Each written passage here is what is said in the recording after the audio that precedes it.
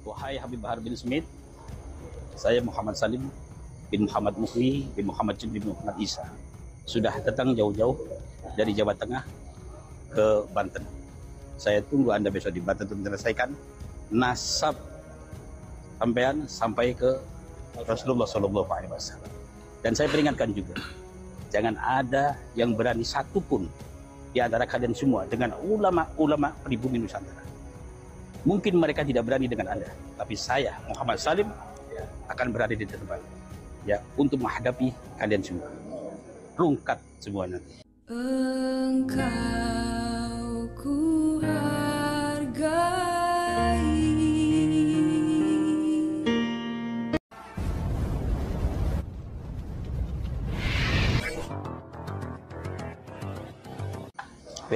Assalamualaikum. Saya dengar hadis Nabi dari guru-guru saya, man akroma aliman fakot akromani, waman akromani fakot akramallah, waman akramallah famaswahul jannah. Siapa yang memuliakan orang alim, maka dia memuliakan aku, kata Nabi. Siapa yang memuliakan aku, berarti dia memuliakan Allah Subhanahu wa taala. Siapa yang memuliakan Allah Subhanahu wa taala, maka tempatnya surga. Kalau ada orang mubaligh yang panggil Kiai Imad dengan namanya dengan penuh emosi, saya pun emosi karena Allah Subhanahu wa taala.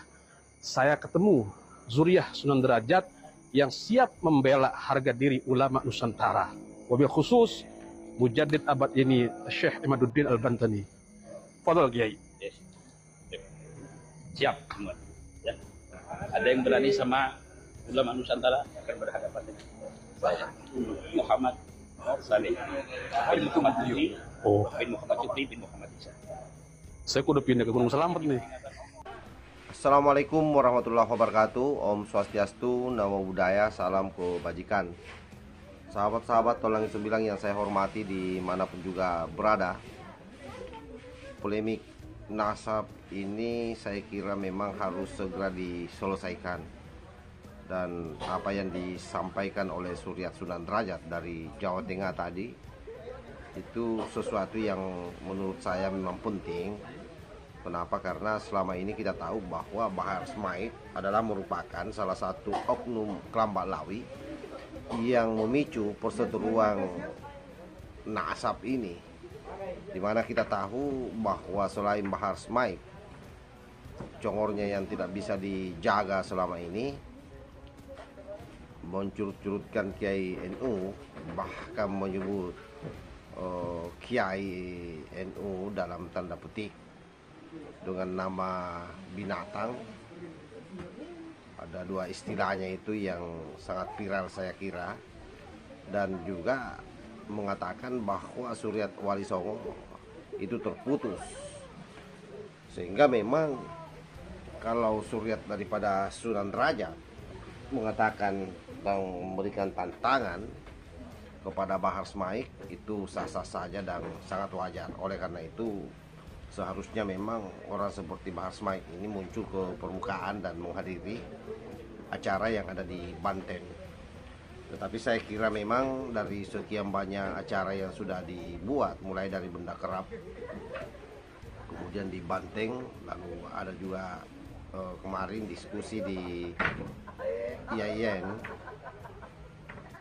Syarif Hidayatullah, dia juga tidak muncul di sana. Karena itu kemudian persoalan nasab ini memang menjadi hal yang rumit untuk bisa diselesaikan oleh Kelambak Lawi.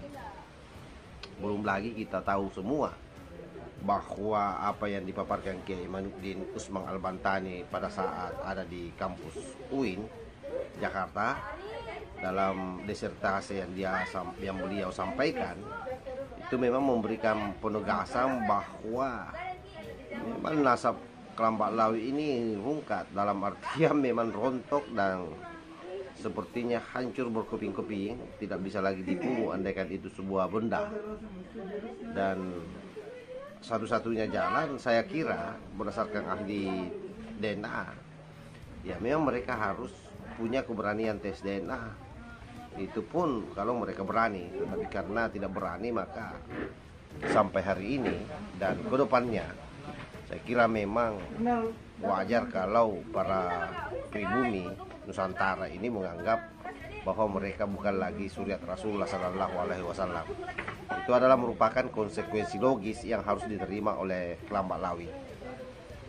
Tetapi sekali lagi bahwa kecintaan kita terhadap oknum-oknum kelompok Lawi yang memang memiliki ilmu pengetahuan dan ketaatan serta adab yang bagus, ya tidak boleh luntur, harus tetap kita hormati beliau, tapi tidak dalam konteks soal nasab ini. Artinya mulai hari ini dan seterusnya selama apa yang pernah disampaikan oleh Kiai Imanuddin Usman Al-Bantani tidak dibantah secara ilmiah, yang istilahnya kalau dalam ilmu pengetahuan sebenarnya itu ya yang namanya tesis harus ada antitesis yang dibuat, jadi bukan jawaban yang sifatnya hanya keluar-keluar di media sosial dan seolah-olah itu merepresentasi daripada bantahan terhadap tesis Kiai Imad. Saya kira itu juga yang harus digarisbawahi dan harus dilakukan oleh orang-orang yang selama ini merasa sudah membantah tesis daripada Kiai Imad.